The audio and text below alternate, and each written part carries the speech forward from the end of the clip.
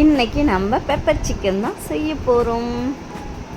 Chicken தொக்கு எண்ணெய் ஊற்றி 2 காஞ்ச மிளகாய் விதையில்லாமல் கிள்ளி போட்டுட்டு 2 கைப்பிடி வெங்காயம் போட்டு நல்லா வதக்கணும். நல்லா ப்ரௌனிஷாக நல்லா வதக்கணும்.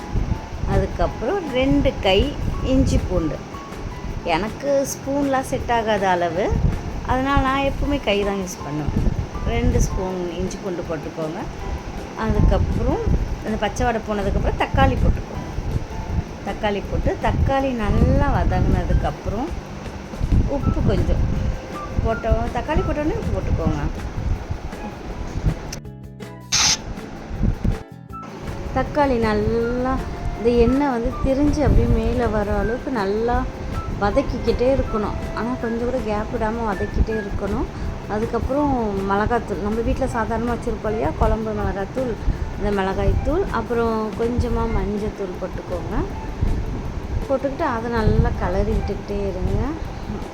நல்லா கிளறணும். அந்த பச்சை வாடை போகிற அளவுக்கு அந்த எண்ணெய் அப்படியே மேலே தெரியும். அப்போ சிக்கனை போட்டுக்கோங்க.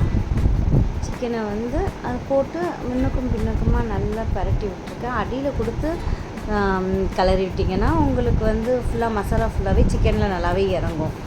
நல்லா சிக்கனில் மசாலா இறங்கினதுக்கப்புறம் தண்ணி ஒரு 2 டம்ளர் ஊற்றிக்கோங்க.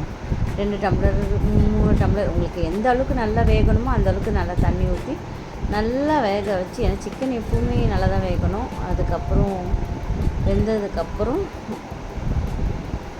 ஓப்பன் பண்ணிவிட்டு திரும்ப எண்ணெய்லாம் மேலே தெரிகிற அளவுக்கு நல்லா கிரேவி மாதிரி வந்துடும். அப்போ திரும்ப ஒரு கிளறி மிளகுத்தூள் தூவி திரும்ப மூடி வச்சுட்டு விட்டுருங்க. பாய்.